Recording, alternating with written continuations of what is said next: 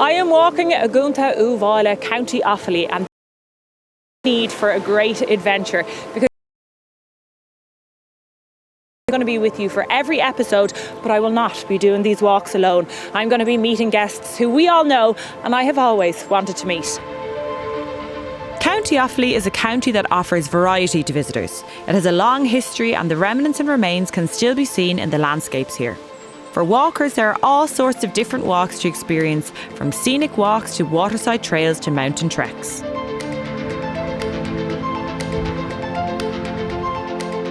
Fiona Mitchell is familiar to us all from our TV screens. She's been a newsreader and reporter for over 20 years and is from this part of the world. She grew up not far from here and still holds onto her passion for walking and hiking in her local county.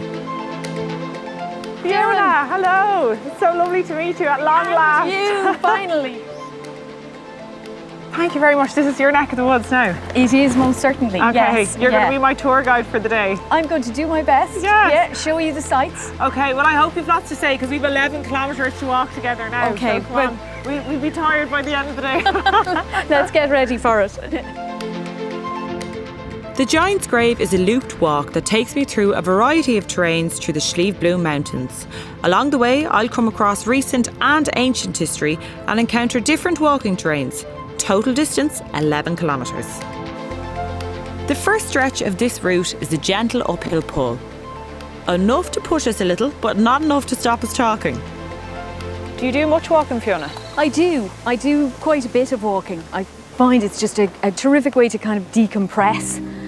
I often feel that with journalism, you kind of have to think so many steps ahead, 3, 4, 5 steps ahead, not just the next bulletin, but the bulletin after that.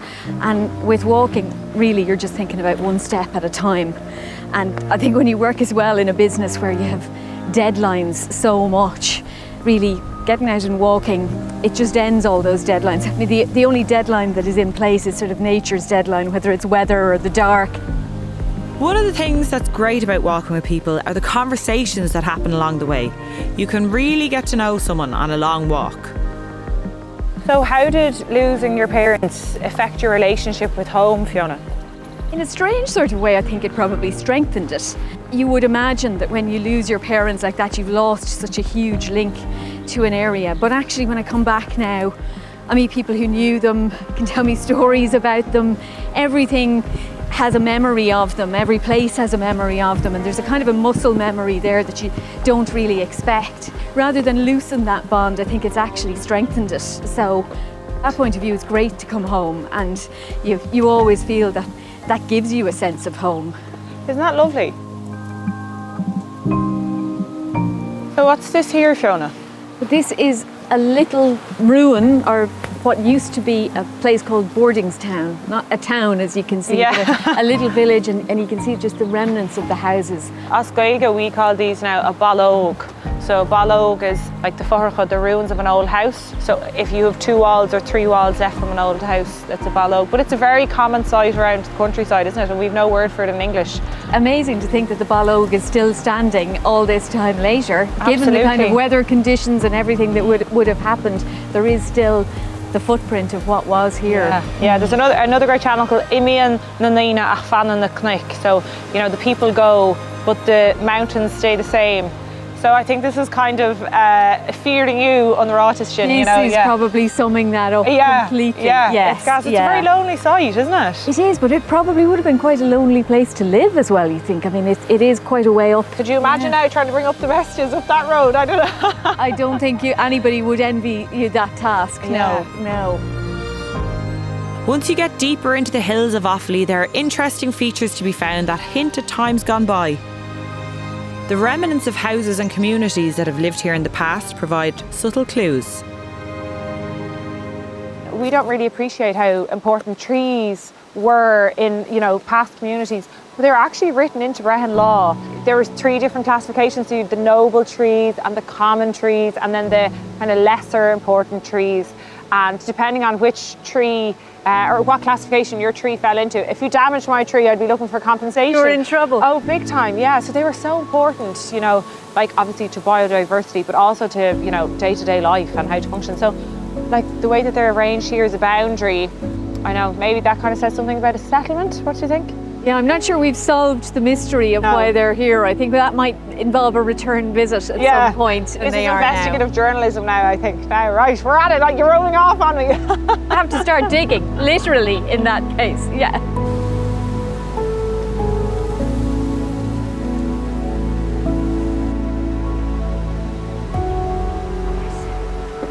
Bit of a climb, not too bad. I know, Make there it. you go. That's We it. have the lunch well earned anyway, Fiona, I think. Certainly do at this point. One of the great things about walking in Ireland is that there are sites of ancient history scattered around the countryside, many just sitting in landscapes along the trails. The Giant's Grave is one of these sites. It's a megalithic tomb estimated to be between 4,000 and 2,500 years BCE. This is known as the Giant's Grave, and it is the grave of Blama, chieftain who has lent his name to the Slieve Blooms mountains. Rests here not just at the Giant's Grave, but actually has the entire mountains named after him. Lots of different stories as to how he may have ended up here, but the most popular one is that he died here in battle in about 3000 BC. And why the Giant's Grave? Well, because apparently he was a very tall, very large individual, known as a giant, and a giant of a chieftain as well, hence the name. Very good. That's some legend to leave after you, isn't it? It is, and the better news, Doireann, this also marks about halfway in the walk for us. You're full of good news for me now, aren't you? The Slieve Blooms are among the oldest mountains in Europe, along with the Massif Central in France. They were also among the highest at 3,700 metres. Weathering over the years, however, has reduced them to 527 metres. On a clear day, the high points of the 5 ancient provinces of Ireland are visible. The great thing about the Slieve Blooms, I suppose, is it is a little bit hidden away. You can walk here and just be alone with your thoughts. Yeah. And I know when people think about the Midlands, they tend to think the bog and flat, but actually when you come to the Slieve Blooms, because you come up a little bit, you get a really good view and vast expanse, and you can see out so far because the area around you is so flat.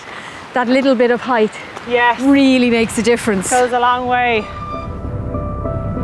Even on a day like today, when the view isn't that great weather-wise, you can still see right out across. Oh, absolutely. And start picking out little villages and different localities and communities. And they say you can see 6 counties from here on a good day. Okay. So really you get a vantage point right out across the Midlands. Well, today's not a good day, but I reckon I can see at least 4. Right. Yeah. Okay. Yes. Okay. That's it. Well, I'll take your word for that. After a steady climb for over half the route, we get a well-deserved descent for the second half of our walk.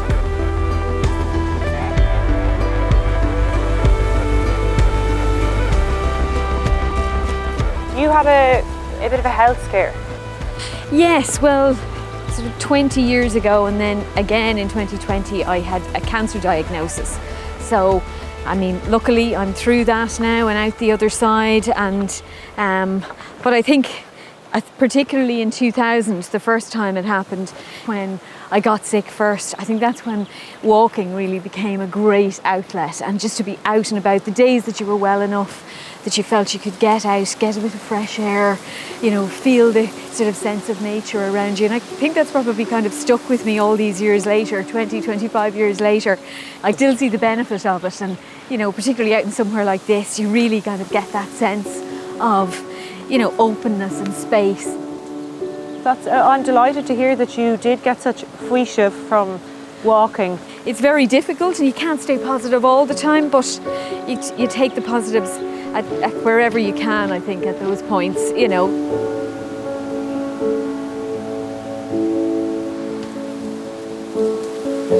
There's a lot more pressure here. I think so. Nowhere near as calm as it was on that side of things. Put up the release valve. Absolutely, yeah. I wouldn't want to be rafting down that. So the force is just incredible in comparison to the calm at that side. The change in just such a short space. the whole point of this was to act as a filter for, there was a sawmill further downstream or a mill further downstream, and the whole point of this was to filter out the silt for that and to regulate the water, so you can see how clear the water is on the other side.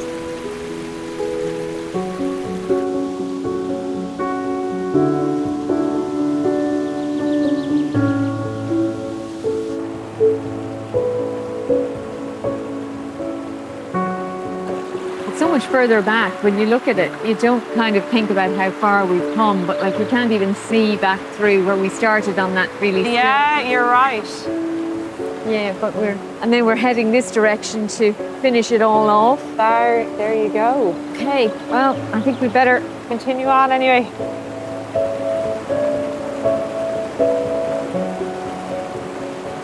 Well, Doireann, we're into the home straight now. We're almost finished. We're almost back into Cadamstown village where we started out from earlier. Do you know what? 11 kilometres goes fairly quickly now with you, Fiona. You're good company.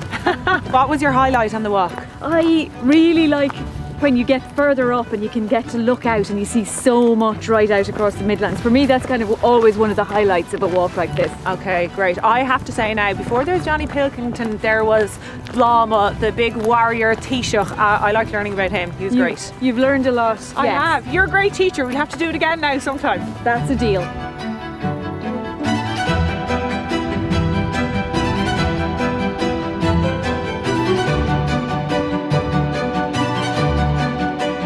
If you enjoy the show, email us or connect on social media and tell us your story. We'd love to hear about your tracks and trails, especially if it's influenced you in any way. Has it got you out walking? What did it do for you? What were the benefits? Your feedback could inspire our next show.